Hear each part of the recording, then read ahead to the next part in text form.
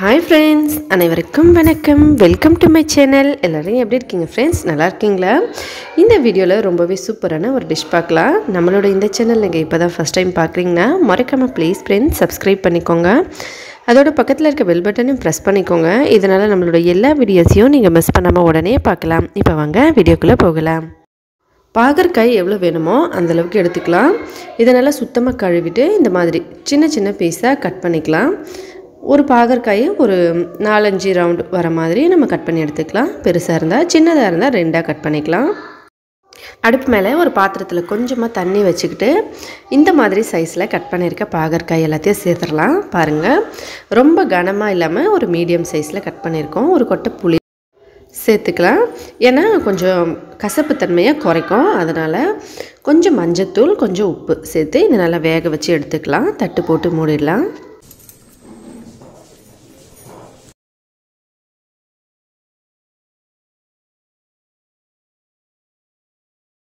இது நல்லா வேகட்டும். அதுக்குள்ளே ஒரு சின்ன கிண்ணம் எடுத்துக்கலாம். அதில் 1 ஸ்பூன் அளவுக்கு சீரகம் சேர்த்துக்கலாம். கூடவே 1 ஸ்பூன் அளவுக்கு கடுகு சேர்த்துக்கலாம். சீரகமும் கடுகும் நம்ம ஈக்குவல் குவான்டிட்டியில் சேர்த்துருக்கோம். அதோட கூடவே ஒரு சின்ன துண்டு அளவுக்கு இஞ்சி. இதில் முதல்ல தண்ணி ஊற்றிடலாம். ஏன்னா இதை நம்ம ஊற வைக்க போகிறோம். கொஞ்சமாக தண்ணி ஊற்றி ஊற வச்சுக்கலாம். அம்மியில் அரைக்கிற மாதிரி இருந்தால் ஒரு 2 பச்சை மிளகாய் இல்லைன்னா காஞ்ச மிளகாய் காரத்துக்கு ஏற்ற மாதிரி நீங்கள் சேர்த்துக்கலாம். ஒரு சின்ன துண்டு இஞ்சி, ஒரு 4-5 பல் பூண்டு சேர்த்துக்கலாம்.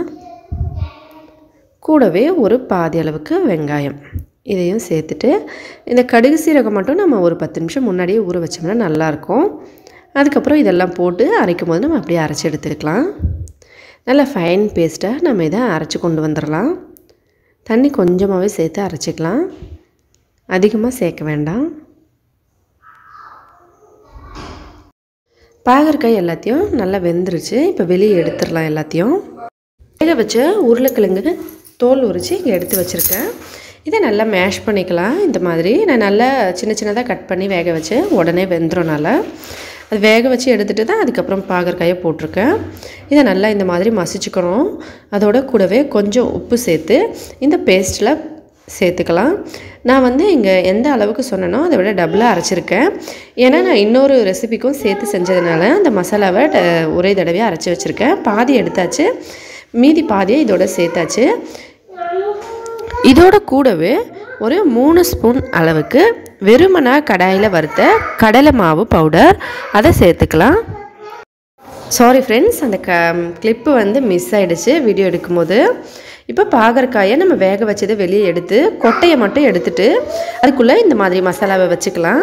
இது ஏற்கனவே நம்ம இந்த மசாலாவை ரெடி பண்ணியிருக்கோம். வெண்டைக்காய் மசாலாவில் நம்ம சேனலில் ஏற்கனவே அந்த வீடியோவை அப்லோட் பண்ணியிருக்கோம். நீங்கள் பார்க்கலன்னா மறக்காமல் செக் பண்ணி பாருங்கள். இந்த மாதிரி மசாலாவை இதுக்குள்ளே நல்லா ஃபில் பண்ணிக்கலாம். இப்படி கடலை மாவு உருளைக்கிழங்கோடு சேர்த்து வைக்கும்போது மசாலா வெளியே வராது, உள்ளுக்குள்ளேயே அப்படியே இருக்கும். இப்போ ஒரு 3 ஸ்பூன் எண்ணெய் ஊற்றி கடாயில் நல்லா சூடான அப்புறமா இதில் நம்ம இந்த ரெடி பண்ணி வச்சுருக்க பாகற்காயெல்லாம் இதோட சேர்த்துடலாம். இந்த மாதிரி சேர்த்துட்டு நல்லா ப்ரௌன் கலர் ஆகி வர வரைக்கும், நம்ம நல்லா கிறிஸ்பியாகி வர வரைக்கும் நம்ம வேக வைக்க போகிறோம். ஸ்லோவான ஃப்ளேம், அதாவது மீடியமான ஸ்லோ ஃப்ளேமில் வச்சு நம்ம வேக வச்சோம்னா நல்லா கிறிஸ்பியாக வந்துடும். ரொம்ப ஹை ஃப்ளேமில் வச்சோம்னா வெளியே கருகிடும், ஆனால் உள்ளுக்குள்ளே மசாலா வேகாது. அதனால் நம்ம உள்ளுக்குள்ளே மசாலா வச்சு நல்லா வேக வச்சுக்கிறதுக்காக மீடியம் ஃப்ளேம்லேயே வச்சு வேக வச்சுக்கலாம். ஒரு சைடு நல்லா வெந்துருச்சு பாருங்கள். இப்போ நம்ம இதை திருப்பி போட்டு 2 சைடும் நல்லா அதே மாதிரி ப்ரௌன் கலர் ஆகுற வரைக்கும் வேக வச்சு எடுத்துக்கலாம். இப்போ இந்த சைடும் அப்படியே வேக வைக்கலாம். இது இந்த சைடும் நல்லா வெந்துருச்சு பாருங்கள். இப்போ திருப்பி போட்டுக்கலாம். நல்லா எல்லா சைடும் நல்லா ப்ரௌன் கலர் ஆகி வரணும். அப்போ தான் நல்லா கிறிஸ்பியாக இருக்கும், சாப்பிட்றதுக்கு ரொம்ப டேஸ்டியாக இருக்கும். ஒரு டிஃப்ரெண்ட்டான டேஸ்ட்டாக இருக்கும். பாகற்காயோட டேஸ்ட்டு ரொம்பவே டிஃப்ரெண்ட்டாக இருக்கும். அவ்வளோதான் ஃப்ரெண்ட்ஸ், எல்லா சைடும் நல்லா ப்ரௌன் கலரில் வெந்து வந்துருச்சு. இப்போ இது எல்லாத்தையும் வெளியே எடுத்துடலாம். ரொம்பவே டேஸ்டியான பாகற்காய் ரெடி ஆகிடுச்சு. நீங்களும் உங்கள் வீட்டில் ட்ரை பண்ணி பார்த்துட்டு மறக்காமல் கமெண்ட்ஸில் எப்படி இருந்ததுன்னு சொல்லுங்கள் ஃப்ரெண்ட்ஸ். இந்த வீடியோ பிடிச்சிருந்தா லைக் பண்ணுங்கள், ஷேர் பண்ணுங்கள். நம்ம சேனலை பற்றி உங்களோட ஃப்ரெண்ட்ஸுங்களுக்கும் சொல்லுங்கள். நம்ம சேனல் பிடிச்சிருந்தா சப்ஸ்கிரைப் பண்ணிக்கோங்க. மேலும் இதே போல் இன்னும் பல புதுவிதமான வீடியோஸ்லாம் பார்க்குறதுக்காக ஹெல்த்தியான ஃபுட்டாக வீட்டிலேயே சமைச்சு சாப்பிட்டு ஹெல்த்தியாகவும் சந்தோஷமாகவும் சேஃபாகவும் இருங்க. நன்றி, வணக்கம்.